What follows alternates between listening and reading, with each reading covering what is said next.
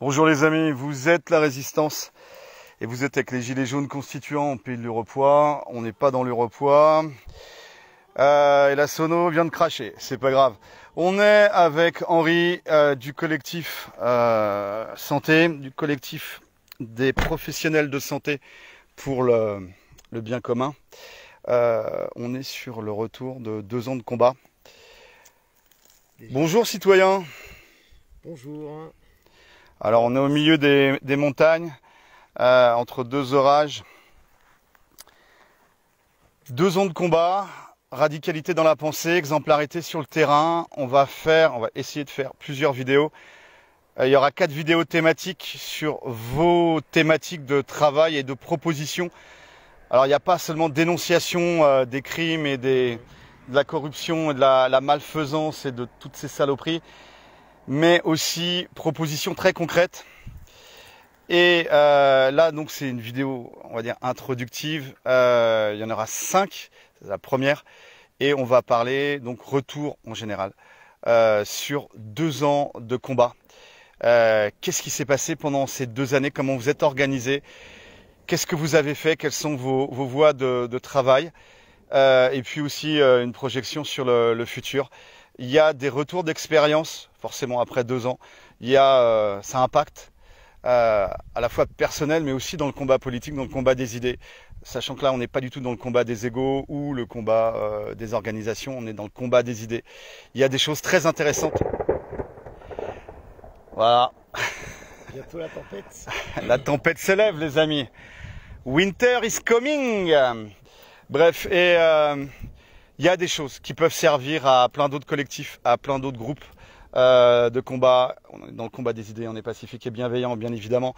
On est là pour apporter de la lumière et dans ces ténèbres, on est là pour réveiller, éveiller des consciences, les faire basculer du côté du bien, du beau, du vrai et du nécessaire combat pour les faire triompher dans l'optique, bien évidemment, de la justice, de la dignité et du bien commun de tous.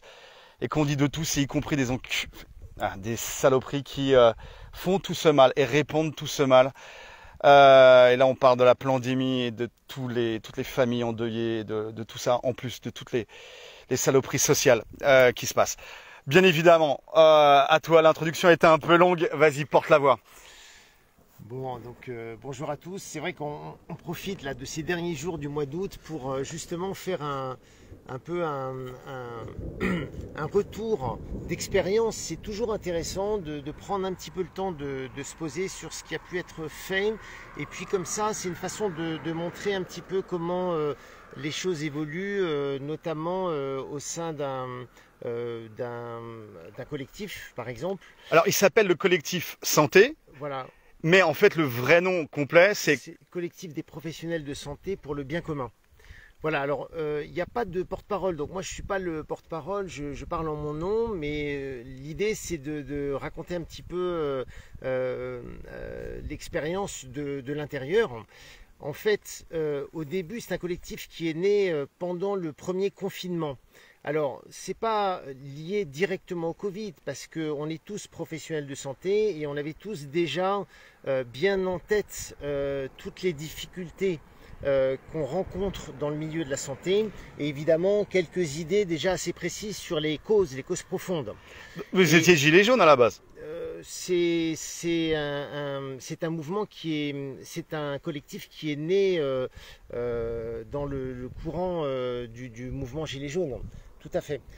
Et donc en fait, on a bien senti dès le début que cette crise Covid allait accélérer, exacerber toutes les difficultés qui existaient déjà.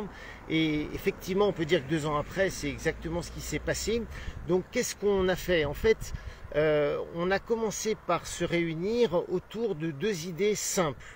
La première, c'est de décloisonner toutes les professions de santé, c'est-à-dire qu'on s'est tous retrouvés autour d'une même table, en cassant toutes les hiérarchies. Je veux dire, chacun parle en son nom avec son expérience, ses connaissances de terrain, et on n'a plus les hiérarchies qu'on peut retrouver dans le milieu de la santé, dans les hôpitaux, etc. La deuxième chose, c'est que nous sommes que exclusivement des professionnels de santé, c'est-à-dire qu'il n'y a pas d'administratif avec nous, etc. On est vraiment entre gens de terrain qui avons une idée quand même assez précise de la réalité de terrain. Voilà.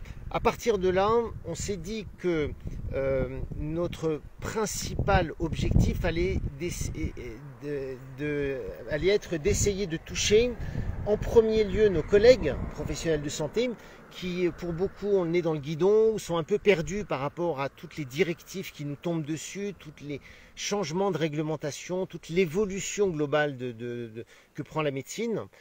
Et de les alerter sur les vraies raisons du malaise croissant qu'on a dans ces structures de soins, dans nos différentes professions.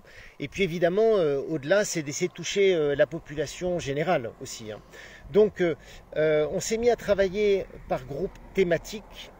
Et on a expérimenté aussi une méthode de travail, et ça c'est très intéressant parce que je peux vous dire que 2 ans après, on travaille mieux, plus vite, en meilleure intelligence. Mais surtout, on a mis en place une façon de travailler qui peut être intéressante pour d'autres et en tout cas qui est tout à fait reproductive. C'est-à-dire que en choisissant une thématique qui nous paraît importante, on a systématiquement commencé par un état des lieux, en étant le plus factuel possible pour savoir de quoi on parle, où on en est, et ensuite après pour pouvoir proposer une analyse critique, c'est-à-dire l'idée c'est d'aller au fond des problèmes. Dans la radicalité de la pensée? Voilà, quelque part c'est une forme de radicalité de la pensée, c'est-à-dire qu'on ne va pas s'arrêter à la surface, on va essayer de comprendre dans le fond les causes profondes en fait. Et qui dit cause profonde dit quand même souvent cause cachée. En tout cas, donc, on a essayé de déterrer un certain nombre de vérités, de réalités, pour les mettre au grand jour. Et évidemment, pour pas que cette démarche reste une démarche seulement critique, on s'est toujours forcé, et c'est quelque chose de très important pour nous, d'avoir des propositions à faire. Donc, on a lancé un certain nombre de pistes sur différentes problématiques. Voilà, donc ça a donné lieu à différents travaux depuis maintenant 2 ans. Et je dirais pour parler un petit peu de l'évolution au fil du temps, parce que on est monté en compétences, on est monté en confiance, on se connaît mieux maintenant, on travaille en intelligence collective, hein, c'est vraiment le but. En bienveillance et intelligence collective? Absolument, absolument. Et du coup, je dirais que on se rend compte maintenant 2 ans après, qu'il y a quand même beaucoup de groupes, beaucoup d'informations maintenant qui circulent, qui n'existaient pas il y a 2 ans, et que ce travail de réinformation ou d'information, finalement, non seulement on n'est pas les seuls à le faire, évidemment, mais il commence à être très abondant. Et je dirais un soignant qui se pose vraiment des questions maintenant aujourd'hui en disant ça, je ne comprends plus la logique de nos dirigeants, maintenant a vraiment des moyens importants pour se renseigner, pour comprendre. Et donc, quelque part, on est en train d'évoluer au sein du collectif vers des travaux qui sont beaucoup plus tournés vers les solutions, les propositions à faire et quelque part vers une nouvelle forme de médecine, de lien thérapeutique.